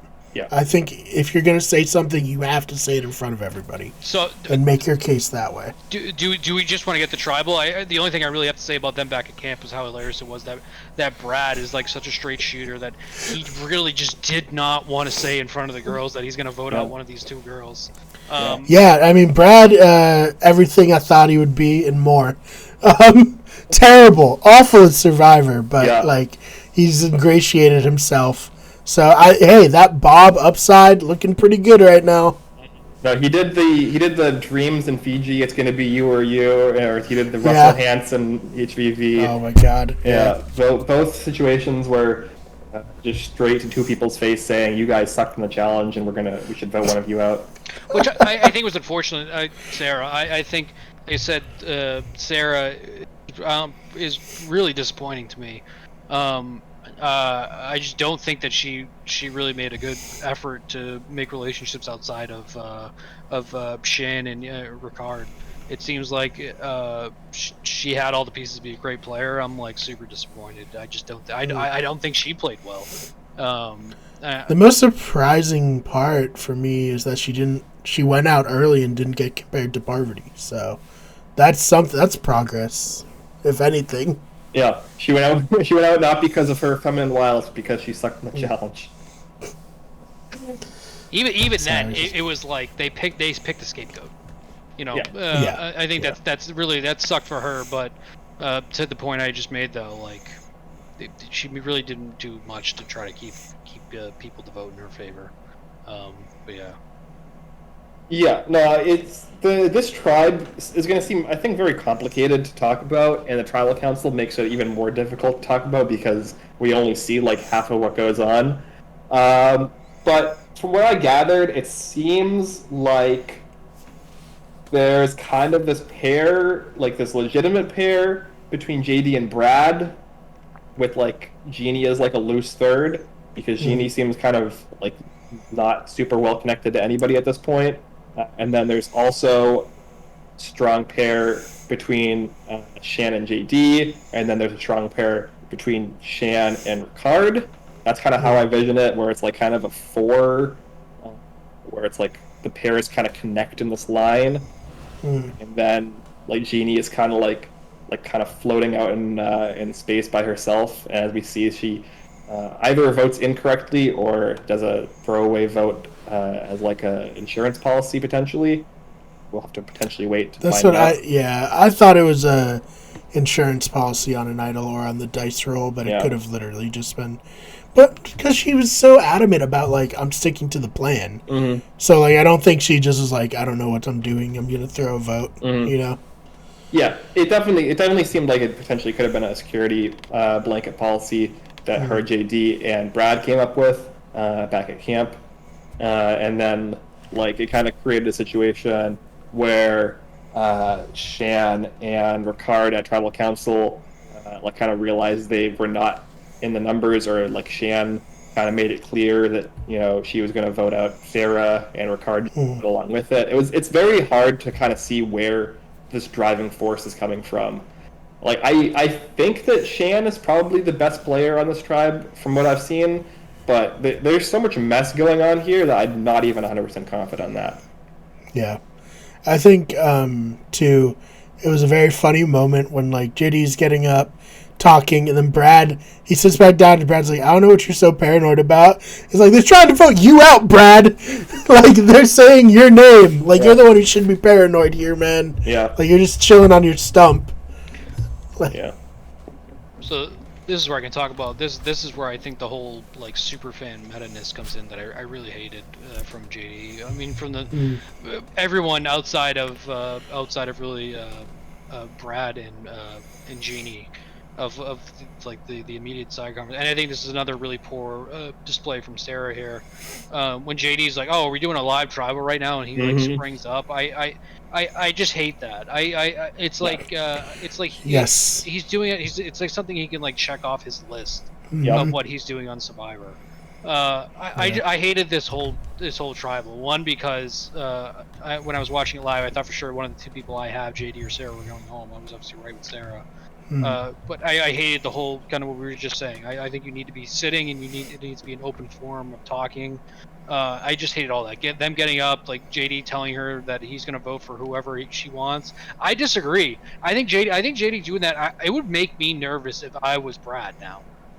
And Jeannie, and to the point of Jeannie voting for Ricard, I think that it's just from pure chaos. I think I'd like to think, because they didn't show who said what. I think that Shan said Sarah there, and I think Ricard just went with his gut. I don't think that was like anything planned. But I 100% agree. I think Shan's almost by far the best player on this team right now, because the way that she played Sarah out of not doing the dice roll, because Sarah was going to do the dice roll. I thought that was genius. Inevitably, I think that they got rid of the correct player, but man, that's when I was really finally like, you know what, JD kind of sucks. He's too meta. It's just I just don't like it. I don't think he's playing a great game, and like this is the tribal that really kind of sold me on that. While on the other side, selling me on Shan, and I think Ricard, Brad, and Jeannie kind of just fall in the middle at that point. Yeah, I mean, I have been a staunch opponent of live tribal councils from the moment they've been a thing. The internet loved them for a little while, and I'd never understood it because, like, the whole point of the show is that we're watching a game and we're supposed to understand why the person got voted off. And then when people are whispering and they're not, they did a better job in this episode. Sometimes they like won't subtitle what the people are whispering, so it's just like, I guess I'll just sit here and I'll let Jeff read the votes to me in like 5 minutes, and then I'll spend a week wondering why the fuck this person got voted off. I still don't know why in Edge of Extinction one of the players got voted off. Who knows? They never went back and addressed it, so like that's not good TV. Yeah, I know that's what you're talking about too. Yep, that's specifically bad television in my opinion. So, like, I do think the first time it was done in Game Changers with JT, as you're throwing JT under the bus here a little bit, for inventing live tribals or whatever. When it wasn't really that he invented it, was that like before then it was never allowed, and at that point they allowed it because in that specific instance it was two tribes going to a joint tribal council together and voting one person out jointly. So I think in that situation, it makes a little more sense for it to be chaotic and for people to be getting up and like doing this kind of crazy stuff. But for a normal tribal council, it's just completely unnecessary. And like Brian said, it just throws off the narrative building that the show is able to do. And like we said, I came out of this not really understanding what happened. No, I don't really know what happened either. I thought we were going to get votes for like 4 or 5 different people. When we got like Ricard, Brad, and Sarah, I was like, is there going to be a vote for JD next? Are we going to get like, is it going to be like a 3-1-1? Like, is it going to be a 2-2-1-1 vote? What is going on here? Yeah, we're really back. We're really dropping the floor and heading back to season 1 if we're getting multiple votes for people at Tribal. Right. I tweeted it out. The one thing I do give JD credit for is I have no idea how he escaped that tribal without a single vote. Without a single vote from Ricard, from Jeannie, because I think Jeannie, the whole talking thing really pissed her off based on how she reacted to it.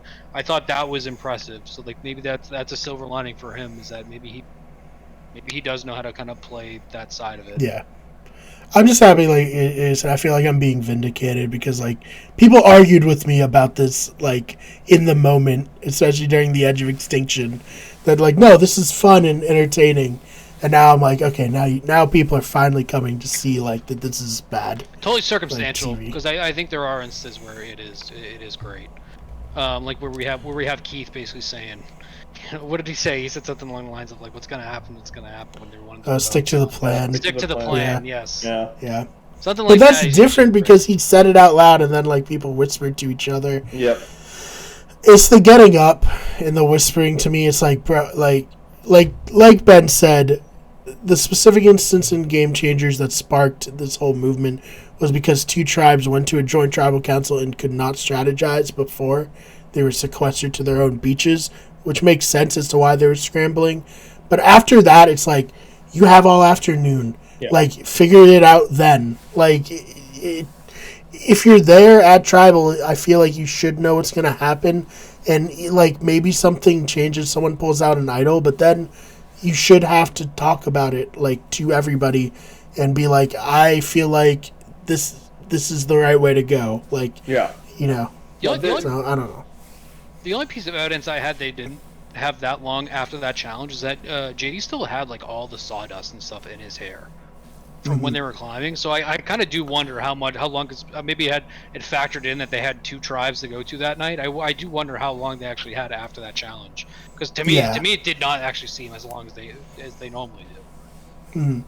Yeah, I mean, at least got back there. I mean, I don't think it was like a Vetus in a Second Chance situation where they literally were like, we're doing this challenge and then you're going directly to tribal council. But they didn't even get up in that situation, so I don't know. Yeah, it's hard.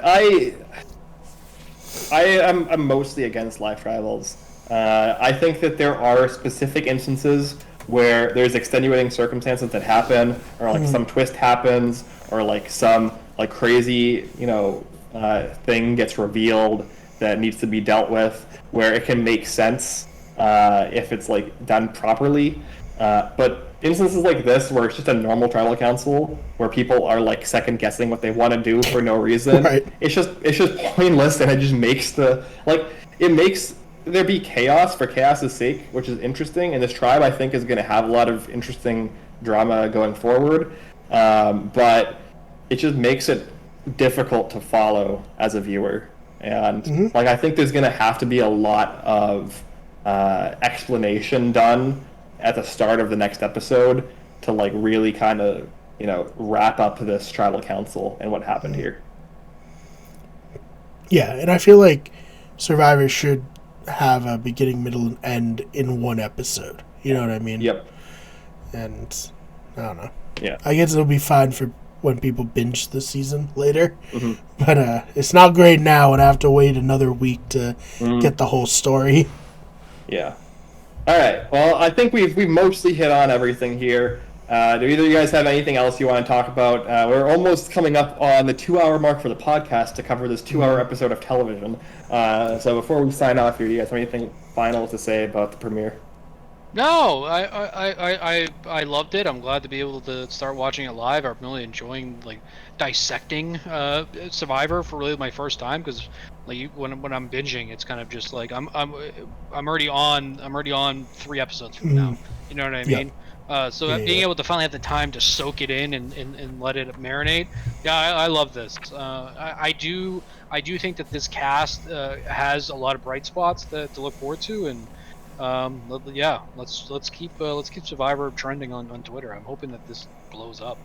It's only good for Survivor and for the pod and my wallet and making money and getting that fridge Exactly. Yeah, no, I agree with that. I think there's basically no duds so far on the cast. Like, even the like quieter players, or like the players like Jeannie, who seem kind of out of the loop, seem like they could be interesting characters or potentially come into their own in later episodes. So I agree with that 100%. Brian, any final thoughts here? Yeah, I mean, I'm very happy to be back covering Survivor. I took a long break where I was like not quite as engaged with the show. So this is the re-entry into madness, I suppose, that comes along with being a super fan of it. So I'm excited for that. I'm really excited to be doing this with you two. I think we're gonna have a lot of fun this season, and I'm very hopeful that this is gonna be a good season.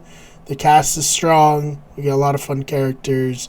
Jeff's hair's long. What more could you ask for? Yeah, I mean, we'll see with all the advantages. This beware advantage we never really got to talk about because it's not relevant yet. But I'm worried. Oh yeah. I'm worried that my biggest worry here is I think this premiere worked One, because they had to introduce the players because it's a premiere, and they had to like have more of a social focus and a focus on like telling like the story a little bit better. And two, it was 2 hours, so I think it flowed really well, and they had like enough time to have everything in it. But my worry here, and this is just me being cynical maybe, is that with all of these advantages and all this craziness, that we're going to revert to a situation where the storytelling is more about the twists and the advantages and like the like kind of game mechanics as opposed to the players and how they're actually playing the game. And that's worrying for me, but we'll see. I'll reserve my judgment until we see another episode or two. So, but yeah, that's where I stand. I think it was overall, like I said, 7 out of 10. I would give it above average score for a premiere. And yeah, where can people find you guys online if you guys are going to be talking about this show, or if you guys want to live tweet it maybe next week, people want to follow along? DJ Clubberlang on Twitter. DJ Clubberlang, like the like a Rocky 3, Mr. T. Clubberlang, 2 B's. I don't like to spell it, but find me there. I yell about Survivor. I yell about movies. That's about it. But yeah, find me there. Don't follow me on anything else. I keep my life private, except for on Twitter. On Twitter, I'm just a madman. But Ben, you hit it. You hit it. 7 out of 10. Agreed. Ryan? Yeah. You can follow me on Twitter at @theFakeBMar. That's BMARR. I'm also in a lot of other places. Wicked Good Sports, where I talk about sports, obviously. And I do some comedy stuff on the Wicked Good Everything TikTok. I got a few that I think I'm going to film this weekend, so I'll be back posting on my very irregular schedule on there. And pretty much every podcast, every regular video, everything you can find me in this wacky world. So come hang out with me. Let my parents see that we're getting views, so they aren't still like, so like, are you gonna give up on YouTube, or like, what are you doing here? Yeah. Spend a lot of years. Put a lot of effort into this and not seeing a lot of return here. Maybe like $20 from AdSense here. Not really paying off. I wish. $20. But yeah, you can find me on Twitter at Ben Sharon. I tweet about reality TV and all kinds of other shit. Basically anything I can find to complain about, reality TV included. You'll find me there on Twitter. You can find the main channel, Wicked Good Everything, on Twitter at WG Everything, on Facebook, Instagram, TikTok, Twitch, and probably something else, the main YouTube channel at Wicked Good Everything. This is Better Radio, and you can find us at The Blindsiders on all major podcasting platforms. Maybe Apple Podcast right now? Not Apple for some reason yet. I'll get that figured If you're out. listening to this on Apple, let us know how, because Yeah. not on. It will hopefully be on Apple soon. Apple usually has is very annoying about validating new podcasts. So Well, it's literally 50-50. Like, half of the time I make a podcast, they're like, fuck yeah, come right in. The other half is like, Tim Cook's like, I don't think so. Yep. Not today, buddy. So yeah, I assume he's the one reviewing. It'll hopefully be soon on Apple Podcasts, but otherwise you can find it on every other podcasting platform, and obviously here on Better Radio on YouTube. You can find me and Brian talking about Big Brother with our buddy Chad, talking about the end here of BB23 coming up. The finale is It's next almost week. over. Yeah. So we'll be talking about hopefully my winner pick from that season, Xavier, winning the season next week. Barring a very unexpected event. So Yeah. I think you get that. And then Hopefully mine coming in second. and then hopefully Brian and I will be able to come back and talk some influencer chat. We're gonna hopefully get a chance to talk about the Circle US Season 3. It's been a very interesting season with a lot of intrigue and a lot to potentially dissect. So hopefully we'll be able to come back and talk about that. Otherwise, it's been The Blindsiders. We'll be back next week to talk about Episode 2 of Survivor 41. Yeah. Thanks for listening, everybody.